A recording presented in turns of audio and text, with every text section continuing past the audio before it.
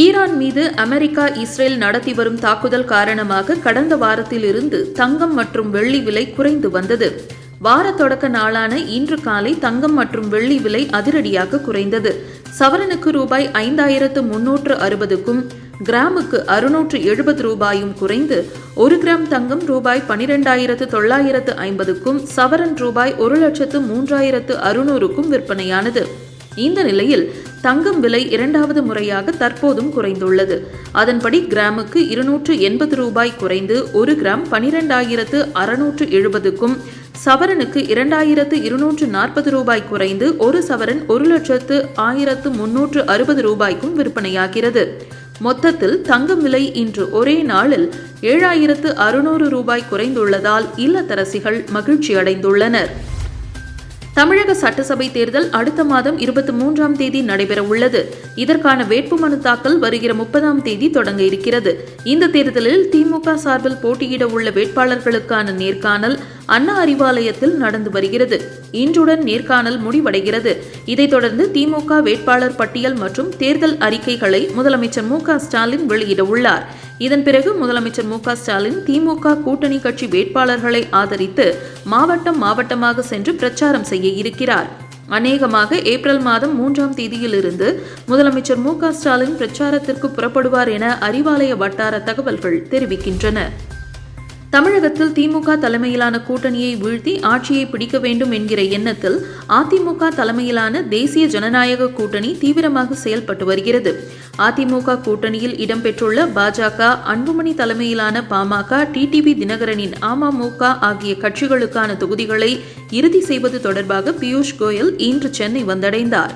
இந்நிலையில் அதிமுக தலைமையிலான தேசிய ஜனநாயக கூட்டணியில் பாஜகவுக்கு 27 தொகுதிகளும், பாமகவுக்கு 18 தொகுதிகளும், அமமுகவுக்கு 11 தொகுதிகளும் ஒதுக்கீடு செய்யப்பட்டுள்ளன. மேற்காசிய போரால் நாட்டில் கேஸ் சிலிண்டர் பற்றாக்குறை ஏற்பட்டுள்ளது. எரிபொருள் நெருக்கடி தொடர்பாக பிரதமர் மோடி நாடாளுமன்றத்தில் பேசினார். அப்போது அவர் மேற்காசியாவின் நிலைமை கவலை தரக்கூடியதாக இருக்கிறது. மேற்காசிய போரால் மக்கள் மிகவும் பாதிக்கப்பட்டுள்ளனர். மேற்காசிய நாடுகளுடன் இந்தியாவுக்கு மிகவும் ஆழமான வர்த்தக உறவு இருக்கிறது. இந்தியாவின் எரிசக்தி தேவைக்கு மேற்காசிய நாடுகள் மிகவும் அவசியம். இந்தியாவில் கச்சா எண்ணெய் LPG விநியோகம் பாதிப்பை சந்தித்திருக்கிறது.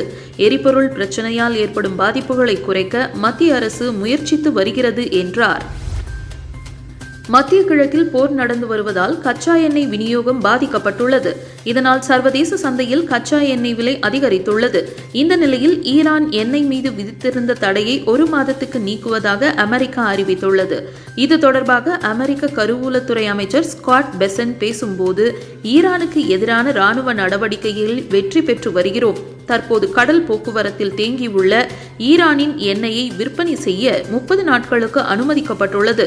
உலகிற்கான இந்த விநியோகத்தால் 14 கோடி பீப்பாய் கச்சா எண்ணெய் உலக சந்தைகளுக்கு விரைவாக வரும் என்றார். அமெரிக்க அதிபர் டிரம்ப் தனது சமூக வலைதள பக்க பதிவில், ஈரானின் பயங்கரவாத ஆட்சிக்கு எதிராக மத்திய கிழக்கில் நாங்கள் முன்னெடுத்திருந்த மாபெரும் ராணுவ நடவடிக்கைகளை முடித்துக் கொள்ளும் சூழலை பரிசீலித்து வருகிறேன். ஏனென்றால் எங்களது இலக்குகளை அடைவதற்கு நாங்கள் மிக நெருக்கமாக வந்துவிட்டோம் என்று கூறியுள்ளார். பாகிஸ்தான் சூப்பர் லீக் வருகிற 26ஆம் தேதி தொடங்கும் என்று பாகிஸ்தான் கிரிக்கெட் போர்டு தலைவர் மோசின் நக்வி நேற்று தெரிவித்தார். மேற்காசிய மோதல் காரணமாக ரசிகர்களுக்கு அனுமதி இல்லை என்றும் தெரிவித்தார். அத்துடன் வெளிநாட்டு வீரர்கள் பாகிஸ்தான் வந்து கொண்டிருக்கிறார்கள் என்றார். இந்த நிலையில் பாகிஸ்தானில் உள்ள ஆயுதமேந்திய குழுவான ஜமாத் அல் அரார் வீரர்களுக்கு மிரட்டல் விடுத்துள்ளது. சர்வதேச கிரிக்கெட் கவுன்சில் ஒவ்வொரு மாதமும் கிரிக்கெட்டில் சிறப்பாக விளையாடும் வீரர் மற்றும் வீராங்கனைகளுக்கு விருது வழங்கி கௌரவித்து வருகிறது. அதன் அடிப்படையில் பிப்ரவரி மாதத்திற்கான சிறந்த வீராங்கனை விருதை இந்தியாவின் அருந்ததி ரெட்டி வென்றுள்ளார். இவர் ஆஸ்திரேலியாவுக்கு எதிரான T20 தொடரை இந்தியா 2-1 என கைப்பற்ற முக்கிய பங்கு வகித்தார்.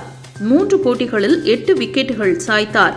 சிறந்த வீரருக்கான விருதை சஹிப் சதா வென்றுள்ளார். இவர் T20 உலகக்கோப்பையில் அதிக ரன்கள் குவித்தவர் என்பது குறிப்பிடத்தக்கது.